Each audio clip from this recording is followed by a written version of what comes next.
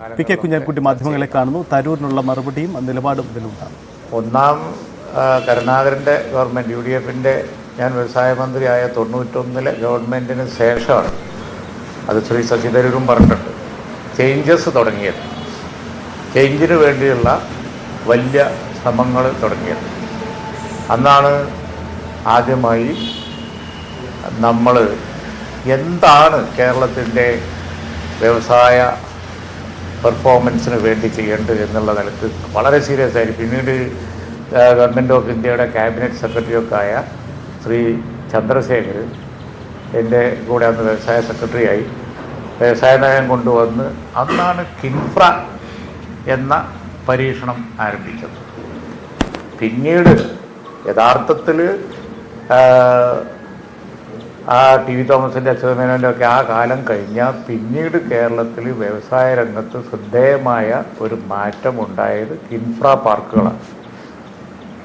അപ്പോൾ infrastructural development corporation infrastructure develop ചെയ്യണം എന്നുള്ള വിൽ പവറോട് കൂടി നമ്മൾ നീങ്ങി. പിൽക്കാലത്ത് കേരളത്തിൽ വന്ന വ്യവസായങ്ങൾ 90% കിൻഫ്ര പാർക്കിനകത്താണ്. ആ കിൻഫ്ര എന്നുള്ള ആശയം അന്ന് കൊണ്ടുവന്ന് പിന്നീട് വിമാനത്താവളങ്ങൾക്കുള്ള ഭൂമി പോലും അക്വയർ ചെയ്തത് ഈ കിൻഫ്രയാണ്. മാറി മാറി വന്ന ഇടതുപക്ഷ ഗവൺമെൻറ്റും വന്നിട്ട് ആ കിൻഫ്രയാണ് അടിസ്ഥാനപരമായി ഇന്നിപ്പോൾ ഈ ഗവൺമെൻറ് കാലത്ത് തന്നെ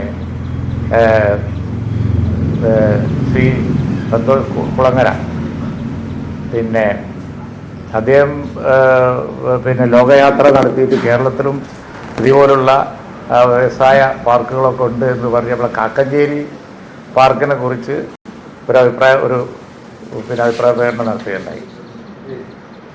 അത് ഇന്നത്തെ വ്യവസായ മന്ത്രി എടുത്തു പറഞ്ഞു കാക്കഞ്ചേരി പാർക്ക് മാതൃകാപരമായി. ആ പാർക്ക് അതിനെ തുടർന്ന് വന്നാണ് കിൻഫ്ര. കേരള കാലിക്കറ്റ് യൂണിവേഴ്സിറ്റി കോമ്പസിന് തൊട്ടടുത്ത് റിസർച്ച് അടിസ്ഥാനമാക്കി പുതിയ വ്യവസായ സംരംഭങ്ങൾക്ക് വേണ്ടി എന്നുള്ള നിലയിലാണ് അന്നത്തെ ഇന്ത്യൻ പ്രസിഡന്റ് ഒക്കെ വന്ന് ഉദ്ഘാടനം ചെയ്ത ആ പാർക്ക്. അതൊന്ന് ഫില്ല് ചെയ്ത് കിടക്കുകയാണ്. കാക്കനാട് എന്ന അടിസ്ഥാന സൗകര്യ വികസനത്തെക്കുറിച്ചാണല്ലോ. കാക്കനാട് സത്യം പറഞ്ഞു കഴിഞ്ഞാൽ കുറുക്കം മേഞ്ഞിരുന്ന സ്ഥലമാണ്. ഞങ്ങൾ വന്നതിന് ശേഷം ആൻ്റണി ഗവൺമെൻറ്റിൻ്റെ സമയത്ത് കൊച്ചി IT-യുടെ ഡെസ്റ്റിനേഷൻ ആക്കണമെന്ന് പറഞ്ഞിട്ട് ടൈം ബൗണ്ടായിട്ട് ഇൻഫോ പാർക്കും ബാക്കിയുള്ളതൊക്കെ ഉണ്ടാക്കിയിട്ടാണ് കാക്കനാട് ഇന്ന് ലക്ഷക്കണക്കിന് ആളുകൾ വന്നു പോകുന്ന സ്ഥലമായി മാറിയത്. അതുപോലെ അക്ഷയ, നിങ്ങൾക്കറിയാം, ലോക പ്രശസ്തമായ അക്ഷയ. ഡിജിറ്റൽ കേരള ആയത് അക്ഷയ കൊണ്ടാണ്. അതും ഇതേപോലെ ഇന്ത്യൻ പ്രസിഡന്റ് തുടങ്ങാനും വന്നു, ഡിജിറ്റലായി പ്രഖ്യാപിക്കാനും വന്നു. കരുണാകരൻ ഗവൺമെൻറ്റിൻ്റെ കാലത്തും ആൻ്റണി ഗവൺമെൻറ്റിൻ്റെ കാലത്തും ഉമ്മൻചാണ്ടി ഗവൺമെൻറ്റിൻ്റെ കാലത്തും ഇടയ്ക്ക് വന്ന ഗവൺമെൻറ്റുകളൊന്നും ചെയ്തിട്ടില്ല എന്നൊന്നും ഞാൻ പറയില്ല. പക്ഷെ അടിസ്ഥാനപരമായി കേരളത്തിൻ്റെ വ്യവസായ ഭൂപടത്തിൽ വമ്പിച്ച മാറ്റം ഈ കിൻഫ്ര പാർക്കുകളും അതുപോലെ തന്നെ കാക്കനാട് വളർന്നു വന്ന കാര്യവും ബാക്കിയുള്ള എന്തെടുത്ത് വെച്ചാലും നമുക്ക് പിന്നീട് ആ പഴയ കാലം ഒഴിച്ചാൽ പിന്നീട് കേരളത്തിൽ വന്ന മാറ്റം അതിനുവേണ്ടി അഷ്ടാന്ത പരിശ്രമം നടത്തിയതാണ് ആൻ്റണി ഗവൺമെൻറ് കാലത്തുള്ള എമർജിങ് കേരളയും ഉമ്മൻചാണ്ടി ഗവൺമെൻറ്റിൻ്റെ കാലത്തുള്ള ഇൻവെസ്റ്റേഴ്സ് മീറ്റും ജിമ്മും എമർജിങ് കേരളയും ഒക്കെ IT-യിലൊക്കെ വലിയ ഇവൻ്റൊക്കെ നടത്തി വലിയ കമ്പനികൾ. ആൻ്റണി മുഖ്യമന്ത്രിയായിരുന്ന കാലത്ത് അദ്ദേഹം പോയി ഇൻഫോസിസ് ക്യാമ്പസിൽ അവരെ ഇൻവെസ്റ്റേഴ്സിനെ കൊണ്ടുവരാൻ വേണ്ടി. സാധാരണഗതിയിൽ ശ്രീ ആൻ്റണി അങ്ങനെയൊന്നും പോകുന്നതല്ല. പോയി ക്യാമ്പസ് പോയി ചർച്ച നടത്തി തുടർന്ന് അവർ സ്വന്തമായ IT പാർക്ക് തിരുവനന്തപുരത്ത് തുടങ്ങി ഇൻഫോസിസ്. അതുപോലെ വമ്പിച്ച മാറ്റം കേരളത്തിൽ വ്യവസായ രംഗത്ത് വരുത്തിയത്, ഇൻവെസ്റ്റ്മെൻറ്റ് രംഗത്ത് വരുത്തിയത് UDF ഗവൺമെൻറ്റുകളാണ്. നമുക്കറിയാം ഇന്നിപ്പോൾ ഇടതുപക്ഷ ഗവൺമെൻറ് അവകാശപ്പെടുന്ന ഒരു കാര്യം എന്ന് പറയുന്നത് സ്റ്റാർട്ടപ്പുകളാണ്.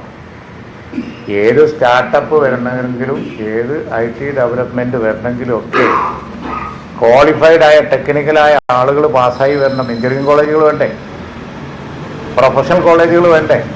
ആ പ്രൊഫഷണൽ കോളേജിനെതിരായി അന്നത്തെ ഇടതുപക്ഷ സമരം നമുക്ക് ഓർമ്മ ഉണ്ടല്ലോ, രക്തരൂക്ഷിതമായ സമരം. അതിനെ മറികടന്നാണ് വിദ്യാഭ്യാസ രംഗത്ത് ഞങ്ങൾ എഡ്യൂക്കേഷൻ ഓപ്പൺ ചെയ്തത്.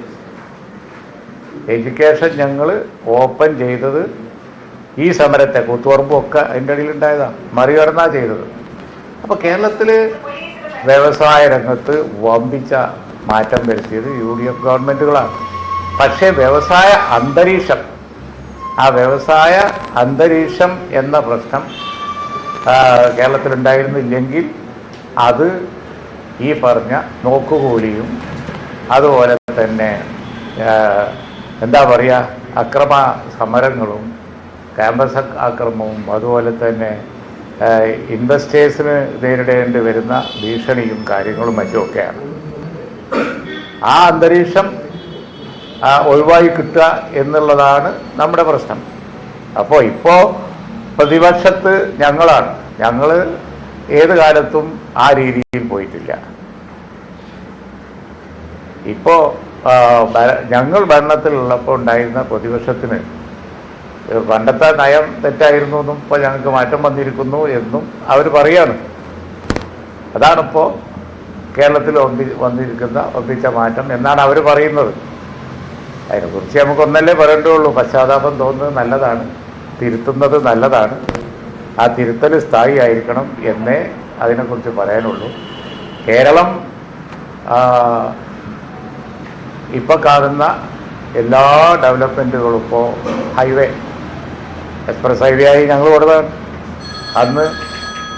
അന്നും പശുവിനെ കൊണ്ടുപോകുന്ന പ്രശ്നം പറഞ്ഞു. ഇപ്പോൾ അത് പറയില്ല, അത് അവർക്ക് വന്ന മാറ്റം. പ്രൈവറ്റ് പിന്നെ എഞ്ചിനീയറിംഗ് കോളേജ് തീരെ പാടില്ല. അതിനാണ് ആ വലിയ സമരങ്ങളൊക്കെ ഉണ്ടായത്. ഒരു എഞ്ചിനീയറിംഗ് കോളേജ് തുടങ്ങുന്നതിനെതിരായിട്ടാണ് ആ വലിയ സമരമൊക്കെ ഉണ്ടായത്. പക്ഷേ എത്ര എഞ്ചിനീയറിംഗ് കോളേജാണ് പിന്നെ ഞങ്ങൾ വിദ്യാഭ്യാസ നയം തിരുത്തിയപ്പോൾ ഇൻവെസ്റ്റേഴ്സിന് ഓപ്പൺ ചെയ്ത് കൊടുത്തപ്പോൾ ആൻ്റണി ഗവൺമെൻറ് കാലത്ത് അതിന് ശേഷമല്ലേ ഇതൊക്കെ വന്നത്. സ്റ്റാർട്ടപ്പുകളൊക്കെ തുടങ്ങി അന്നല്ലേ ആദ്യമായി സ്റ്റാർട്ടപ്പ് കേരളത്തിൽ തുടങ്ങിയത്. അപ്പോൾ വമ്പിച്ച കുതിപ്പ് ഉണ്ടാക്കിയത് അതാത് കാലത്ത് വന്ന UDF ഗവൺമെൻറ്റുകളാണ്. ചില ഇടതുപക്ഷ ഗവൺമെൻറ്റുകളെ നയം തന്നെ ഇടിച്ച് പൊളിക്കലായിരുന്നു. റിസോർട്ടുകളൊക്കെ പൊളിച്ചിരുന്നൊക്കെ നമുക്ക് ഓർമ്മ ഉണ്ടല്ലോ, വലിയ JCB പോയിട്ട്. അതായിരുന്നു ചില ഇടതുപക്ഷ ഗവൺമെൻറ്റുകളുടെ നയം. ഒരിക്കലും പ്രോ ഇൻവെസ്റ്റ്മെൻറ്റ് പോസിറ്റീവായ ഒരു നയം എടുക്കാൻ വൈകിയതാണ്. കാലാകാലങ്ങളിൽ നയം മാറ്റത്തിന് അനുകൂലം ആവാത്തതാണ്. ഇടതുപക്ഷത്തിൻ്റെ നയം അനുകൂലമാവാത്തതായിരുന്നു വലിയ പ്രശ്നം. ഇപ്പോൾ ഇപ്പോൾ നടക്കാൻ പോകുന്ന എറണാകുളത്തെ വ്യവസായ ഇവൻറ്റിൽ പിന്നെ പ്രതിപക്ഷ നേതാവുണ്ട്, ഞാനുണ്ട്, ഞങ്ങൾ പങ്കെടുക്കുന്നുണ്ട്. പക്ഷേ ഏതെങ്കിലും ഒരു ജിമ്മിലോ എമർജിംഗ് കേരളയിലോ അന്നത്തെ പ്രതിപക്ഷം പങ്കെടുത്തിട്ടുണ്ടോ? അന്ന് ADB, വേൾഡ് ബാങ്ക് മറ്റവരൊക്കെ വന്ന് പ്രൊഫഷണൽ ഏജൻസികൾ വന്ന് കേരളത്തിൻ്റെ ഡെവലപ്മെൻറ്റിനെ കുറിച്ച് ചർച്ച ചെയ്യാൻ വേണ്ടി വരും. ഏതെങ്കിലും ഒരു സിറ്റിങ്ങിൽ അവർ സഹകരിക്കും. ആൻ്റണി പ്രതിപക്ഷത്തിരിക്കുന്ന സമയത്ത് അവർ നയനാർ മുഖ്യമന്ത്രി ആയിരിക്കുന്ന കാലത്ത് ഈ വേൾഡ് ബാങ്കിൻ്റെ പദ്ധതികൾ വന്നപ്പോൾ ഞങ്ങൾ സഹകരിച്ചു. കേരളത്തിന് പണം കിട്ടുകയല്ലേ എന്ന് വിചാരിച്ചു. ഒരിക്കലും സഹകരിക്കാത്ത നെഗറ്റീവായ പ്രതിപക്ഷമായി അവർ പ്രവർത്തിച്ചതാണ് കഴിഞ്ഞ കാലങ്ങളിലൊക്കെ ഉണ്ടായ പ്രശ്നം. അതിലിപ്പോൾ അവർക്ക് പശ്ചാത്താപം തോന്നി, അത് തിരുത്തേണ്ടതാണ് എന്ന് തോന്നി. പ്രൈവറ്റ് യൂണിവേഴ്സിറ്റികൾ കൊണ്ടുവരുന്നു. അതുപോലെ തന്നെ വലിയ റോഡുകൾ കെട്ടുന്നതിന് അനുകൂലിക്കുന്നു. 10 വർഷം കിട്ടിയപ്പോൾ എന്തെങ്കിലുമൊക്കെ ചെയ്തില്ല എന്ന് ആർക്കെങ്കിലും പറയാൻ പറ്റുമോ? അതൊക്കെ